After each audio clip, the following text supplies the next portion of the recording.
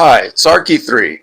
Once again, Shirley and I went out to this canyon in the Robledo Mountains. This time we stuck to the north rim and headed west-northwest. I know it's hard to fathom, but this whole landscape is man-made, to the point where I don't even know where the original mountains were and what they looked like. My guess is that they were a lot lower and rounder than they are now, and that people dug out a lot of the soil and rock and built up these peaks. We can't rely on geologists to tell us how these things form because they just make up natural processes to explain everything. They never look to see if this is man-made.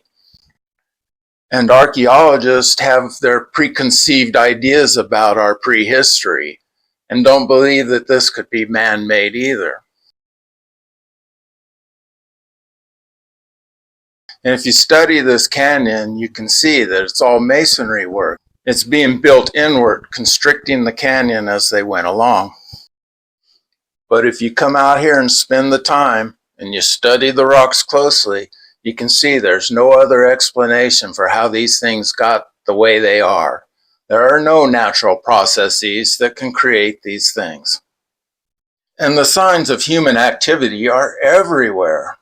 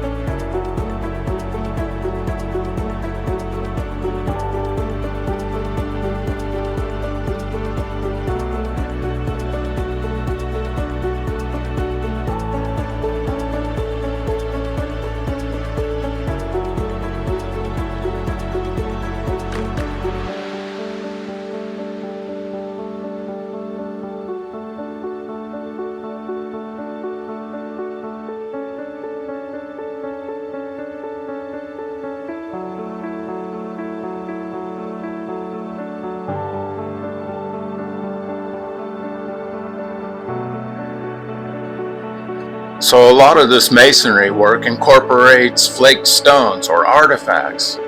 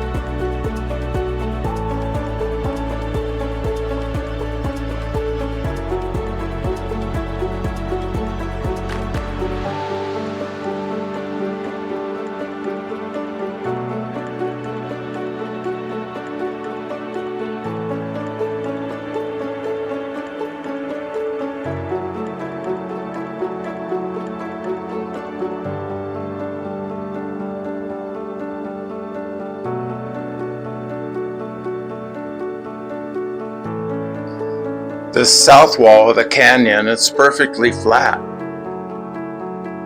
And there are masonry statues and even open tombs in a couple places.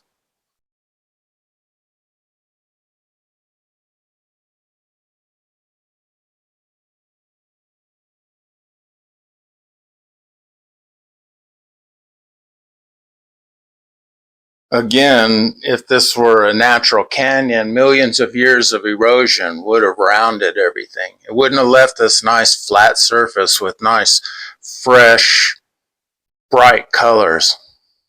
It would be all dark and patinated and rounded from the weathering. Water and sand and wind weather rock to make it all smooth and dark.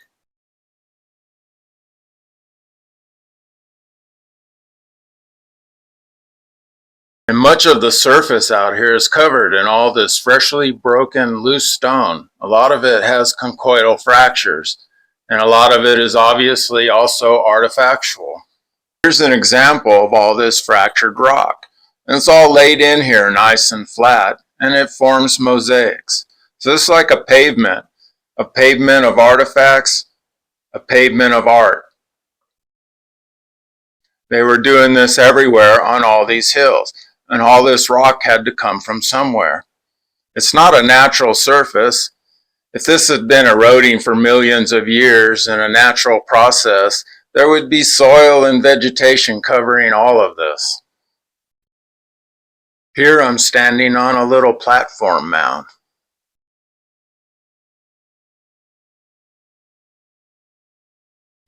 There's iron staining on a lot of this rock, and they rubbed and chipped at the rocks to make faces out of every single one.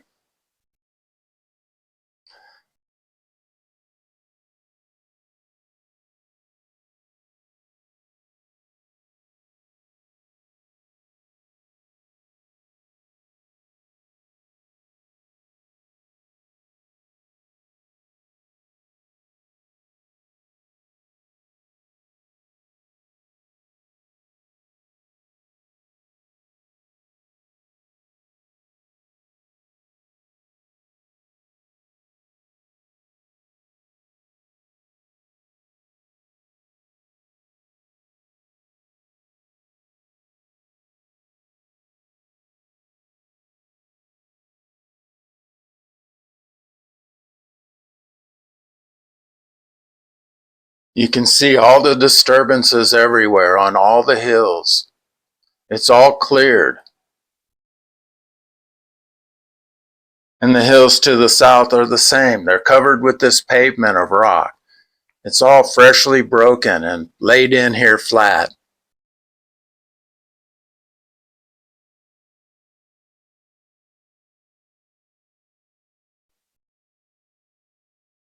And the entire landscape has been terraced. It forms mosaics.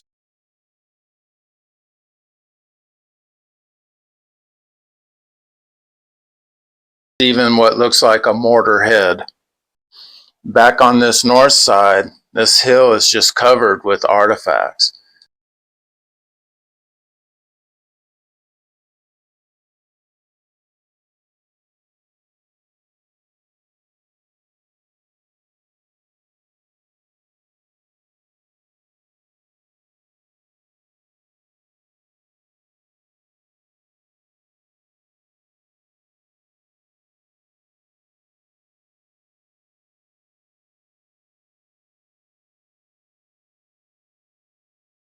And it's not just the chert flakes. Every rock here is an artifact. It's all been broken by man.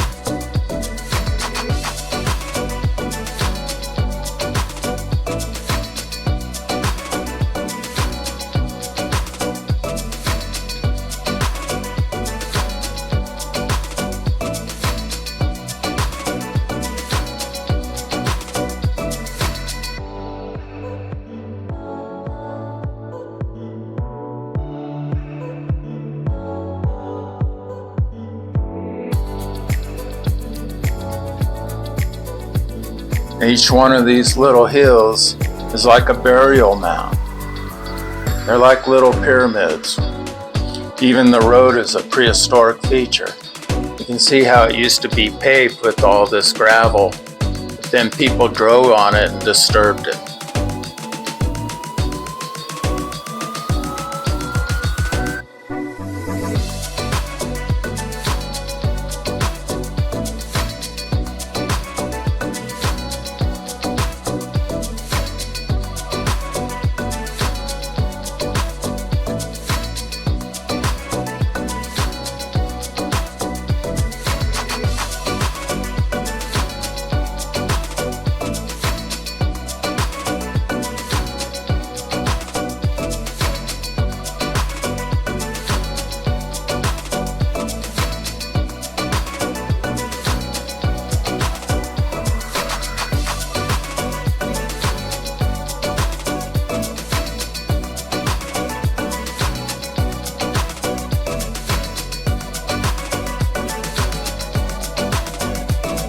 You can see how all the rocks form sculptures and how this little peak is stepped up.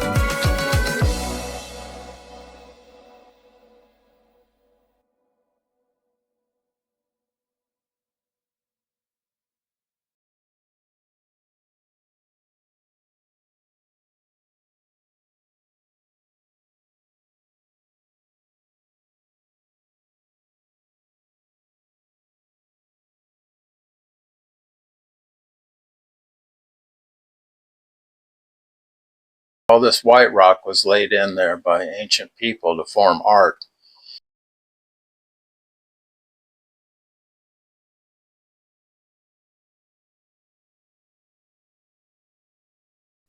It all forms mosaics and statues. There are even artifacts that are embedded and incorporated into these features.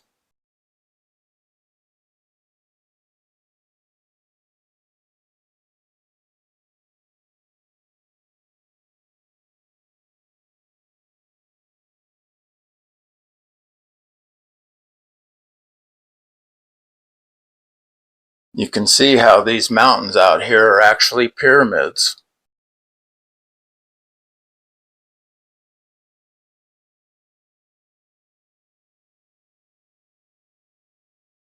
And this south hill has some really large monument. You have to adjust the colors and the lighting to bring out the figures that are there. I took these from pretty far away, so they're a little pixelated by the time you zoom in and adjust them.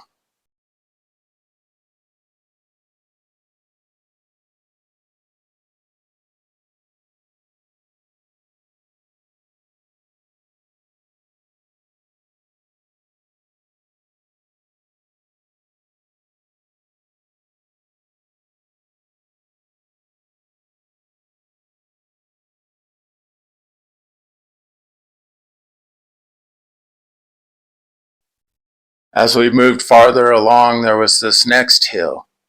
There's an actual open hole left here that was probably going to be somebody's tomb.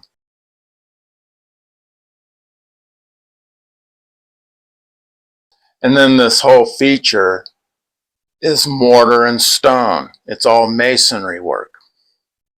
It's really obvious and easy to see when you look up close and you don't make assumptions that everything is natural. Because when you look, there is no way that nature could have produced this feature.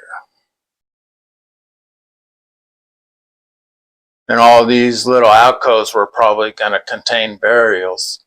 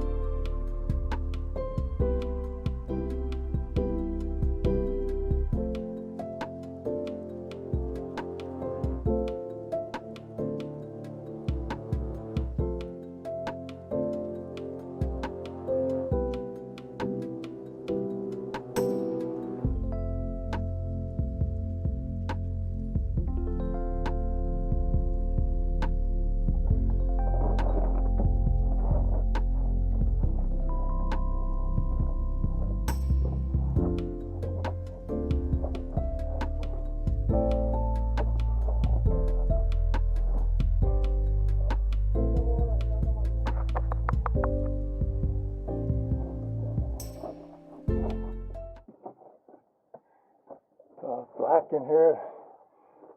There's a hole back here, just like that. What? Somebody looted maybe in here, though. There's a lot of holes.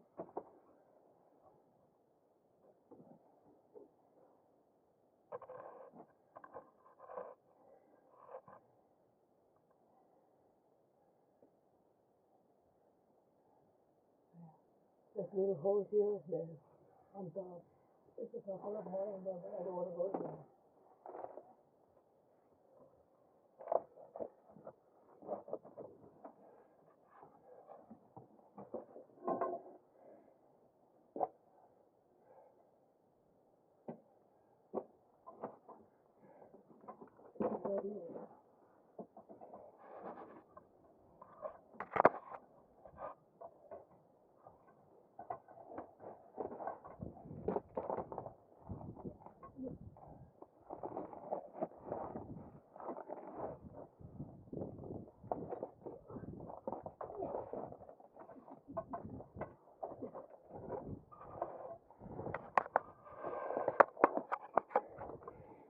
I'm not gonna be a good guy.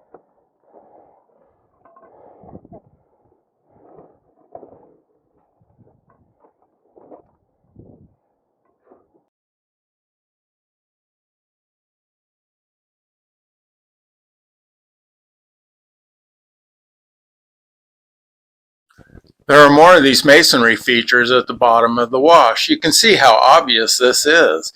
The art, the fact that it's a head, and the fact that it's made out of stone and mortar masonry.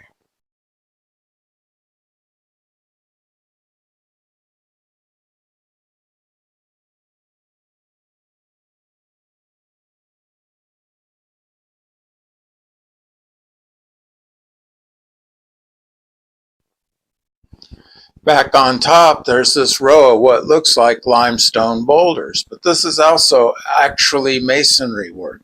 You can see the stacks of rocks that these things are sitting on. And I believe that this is some sort of limestone concrete that they coated other masonry work with. Each one of these forms another head. You can see all the loose and sharply broken rock everywhere around that they were using to construct these things with. These ancient people had a variety of different types of concrete and mortar mixes that they used to create different things.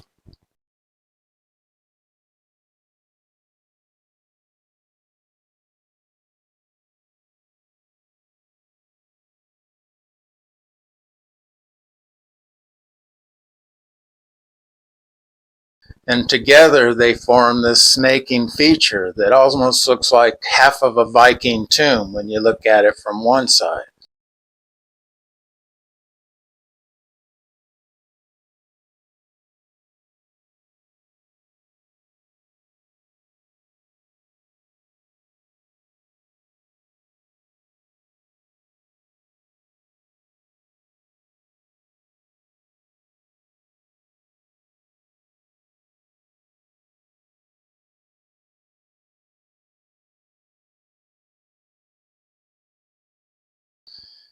And then this is what it looks like from another angle.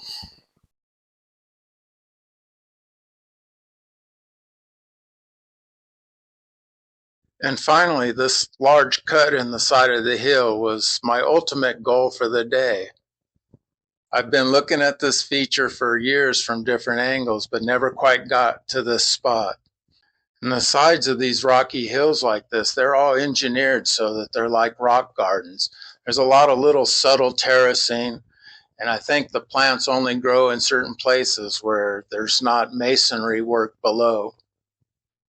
In other words, it's all engineered to be a rock garden so that plants grow in their spot, just like if you were landscaping your yard.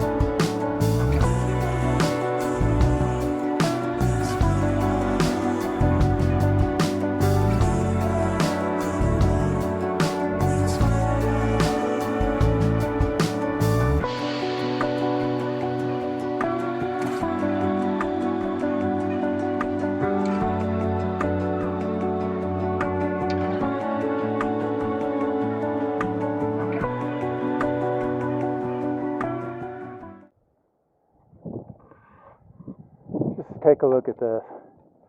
You can tell this isn't a natural surface. All this rock is highly fractured, and fairly recently. If this were a natural geomorphic or geologic surface, it would just be covered in soil and vegetation. There's no reason for all this broken rock to be on the surface, to be uncovered, and it's all conchoidally fractured.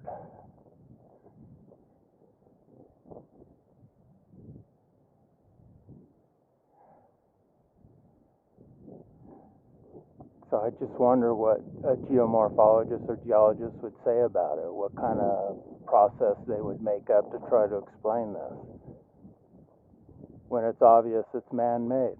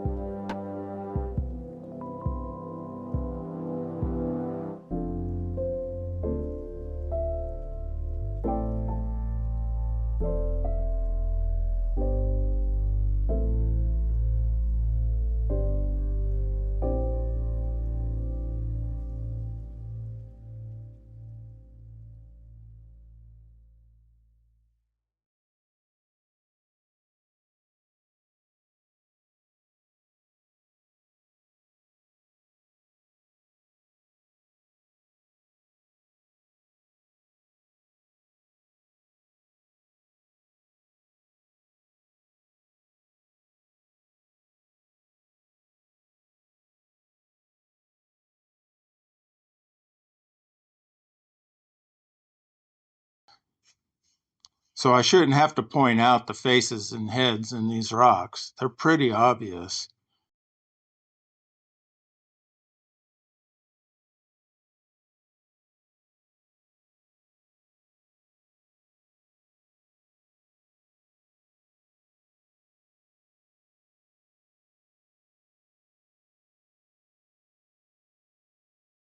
And you can see how this is all masonry work, put together with mortar and stone.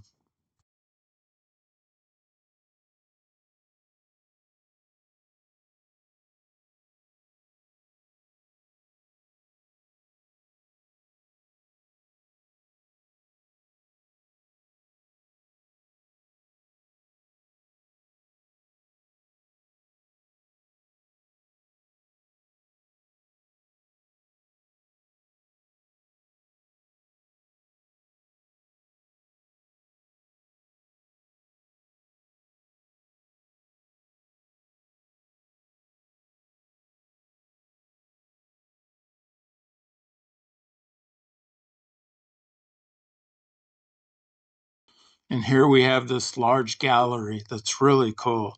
This nice wall. It's really intricately done. I wonder if this was going to be one wall in a large chamber that they were building out. And these stones sticking out in front, they're all flaked. They look like little statues and monuments, kind of like stele.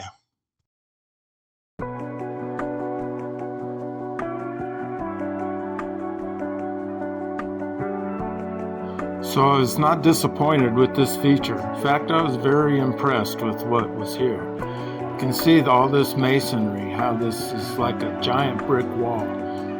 Reminds me of the walls of Cusco in Peru, how all this is fitted tightly together.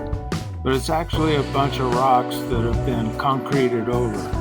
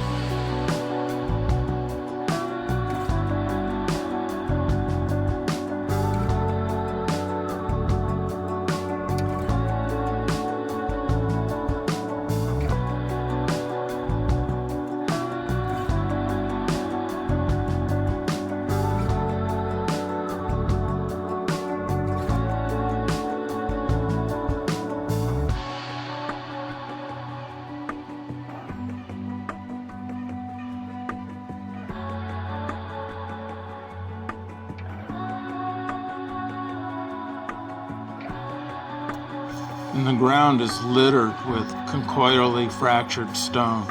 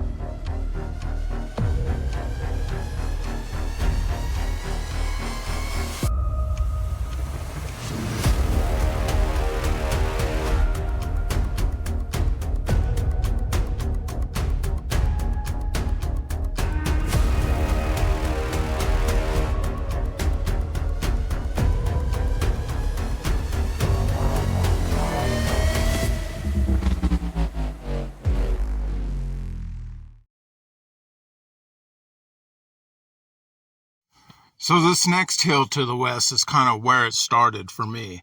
It's the first place where I noticed all this loose, broken rock and realized that this is not a natural surface.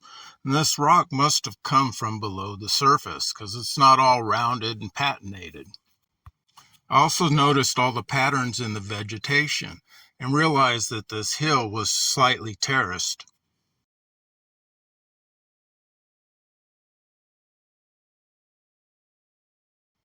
And all over there are these large limestone-looking formations that are actually ancient monuments. You can see the masonry work and the coloration. So it's time for geologists to get off their high horses and actually go out and study the rocks without making assumptions.